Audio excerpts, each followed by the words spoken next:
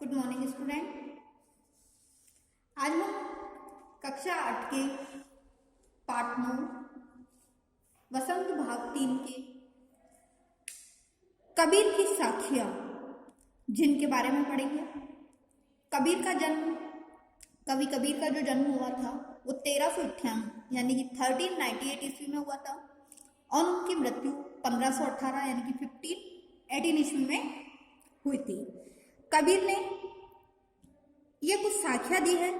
इन साखियों के माध्यम से कवि ने जो बाहरी आडंबर है, दिखावा है, जो भेदभाव है, सामाजिक कुरीतियां हैं, उन सब का विरोध करते हुए समानता की भावना और ईश्वर की भक्ति में लीन रहने की सलाह दी है, ज्ञान दिया है। और ईश्वर की भक्ति भी हमें दिखावे के अनुसार नहीं करनी चाहिए, ऐसी हमें सलाह दी है।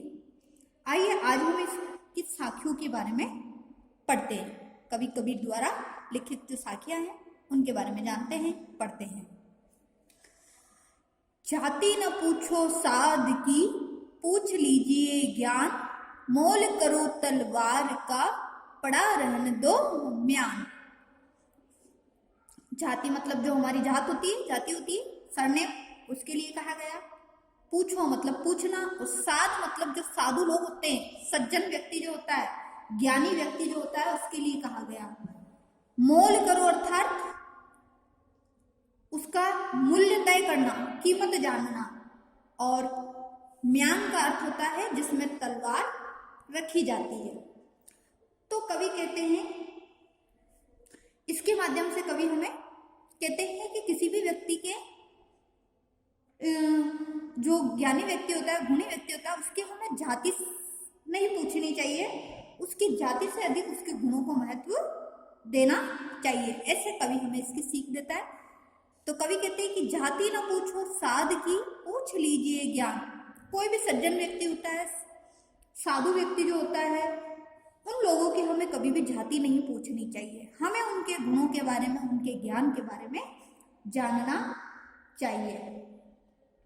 यानी कि जात पात की जो भावना होती है उससे परे होने की, उस भावना से ऊपर उठ चुके व्यक्तियों के लिए कहा गया है कि जो साधु लोग होते हैं, सज्जन लोग होते हैं, वो जात पात या जाति में भेदभाव नहीं करते, वो इनकी तरफ ध्यान नहीं देते, क्योंकि उनको तो किसी से कोई लेना देना नहीं होता है, वो तो सिर्फ ज्ञान की बातें ही करते हैं। इसीलिए हमें भी कभी उनसे जाति नहीं पूछनी चाहिए, ज्ञान की बातें ही पूछनी चाहिए, क्योंकि ज्ञान का क्या होता है, जाति से कोई संबंध नहीं होता है और हमारे लिए ज्ञान महत्वपूर्ण होता है, न कि जाति होती है। मोल करो तलवार का, पड़ा रहने दो म्यान। वैसे ही जैसे हम तलवार खरीदते समय केवल तलवार का ही मोल भाव करना चाहिए, न कि उसकी म्यान का, क्योंकि आवश्यकता पड़ने पर क्या होता है, तलवार ही काम आती है, म्यान यानी जो तलवार रखने का जो स्थान होता है वो काम नहीं आता है। उसी प्रकार से हमें ज्ञान को महत्व देना चाहिए, जाति को नहीं। आवत, दूसरी साखी पढ़ते, आवत गारी एक है, उल्टत होई अनेक, कह कबीर नहीं उल्टिए, वही एक की एक। इस साखी में कवि हमें ये संदेश देता है, आवत मतलब जो आती है, गारी मतलब जो गालियां, बुरे शब्द होते हैं, उनके लिए कहा गया। उल्लट मतलब वापस लौट कर आते हैं, और एक की एक अर्थात घट जाना। तो कवि कहता है कि हमें कभी भी बुराई का बदला बुराई से नहीं लेना चाहिए। कोई भी व्यक्ति अगर हमें गाली देता है, बुरे शब्द कहता है, तो हमें उसके बदले उसे गाली या बुरे शब्द का प्रयोग नहीं करना चाहिए, ऐसी हमें सलाह देता है। आवत गारी एक है, उल्टत होई अनेक।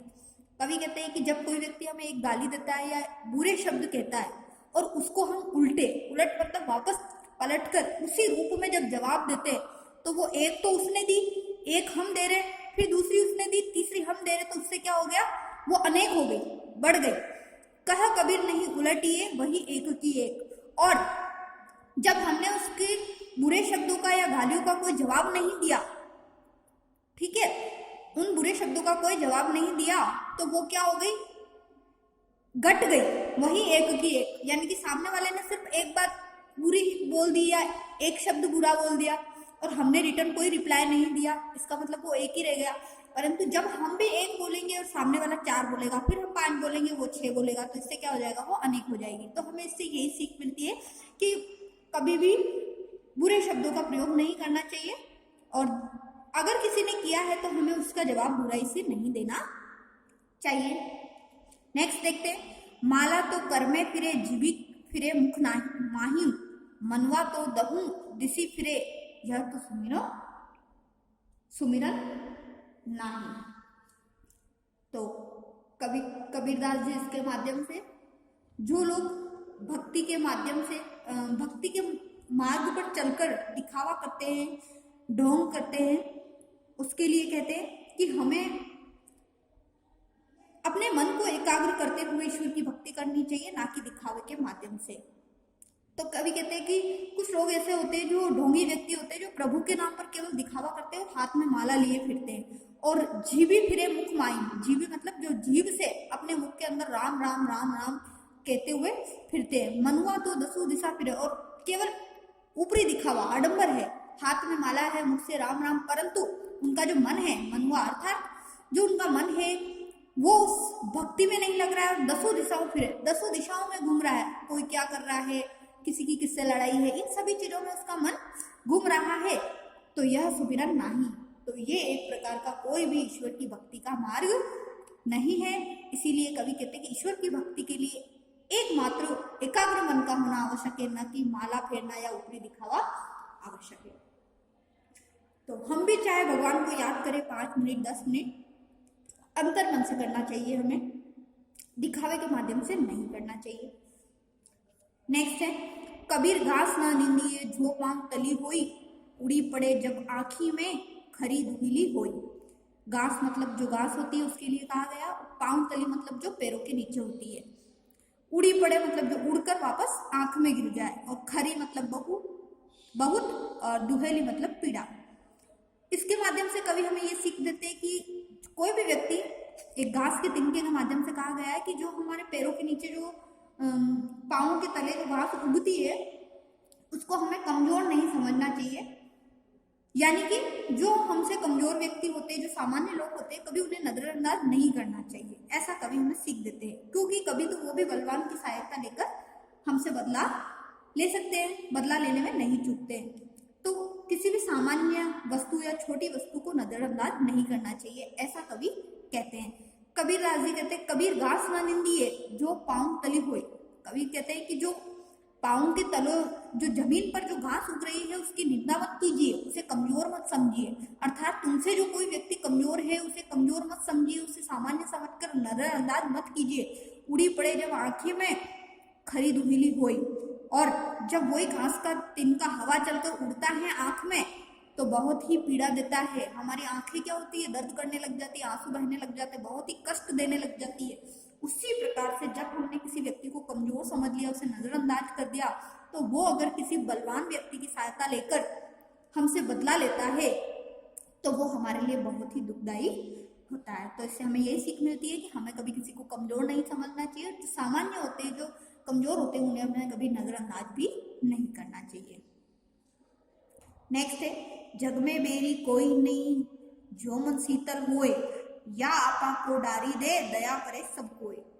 कवि कहते हैं कि बेरी मतलब क्या होता है, शत्रु, जग अर्थात संसार, और शीतल मतलब शीतल होता है, आपा मतलब अहंकार घमंड, डारी मतलब छोड़ देना, त्याग देना, दया अर्थात करुणा, और कोई मतलब किसी व्यक्ति के लिए कोई भी व्यक्ति। तो इसके माध्यम से कवि हमें यही संदेश देते हैं कि हमें कभी घमंड नहीं करना चाहिए, अहंकार को हमेशा त्याग देना चाहिए। कबीर कहते हैं कि जग में मेरी कोई नहीं, अर्थात इस संसार में कोई किसी का शत्रु नहीं है, बस मनुष्य अपने मन को शांत और शीतल हो रखे तो। यानी कि अगर हम अपने मन को शांत रखते, शीतल रखते, तो हमारा कोई भी शत्रु नहीं होता। इसी प्रकार से हमें अपने मन को शांत रखना चाहिए, शीतल रखना चाहिए, जिससे कि हमारी किसी से कोई दुश्मनी नहीं हो, शत्रुता नहीं हो। अपने मन के अंदर या आपा को डारी दे दया करे सब कोई, और हमें अपने मन के अंदर जो आपा अर्थात घमंड है, अहंकार है, उसे त्याग देना चाहिए। उस अहंकार को छोड़ देना चाहिए, तभी हमारे ऊपर क्या होगी, सभी की दया होगी, कृपा होगी। इस प्रकार से अगर हम घमंड को, अहंकार को त्याग देते हैं तो दूसरों का भी हम भला कर सकते हैं और दूसरे व्यक्तियों की भी हम दुआ प्राप्त कर सकते हैं। तो आज की हमने पाठ अनोखी जो कबीर द्वारा लिखित साखियां हैं इनके बारे में पढ़ा। इसको आप ध्यानपूर्वक पढ़ लीजिए और इनकी व्याख्या लिखने का प्रयास कीजिए। Thank you.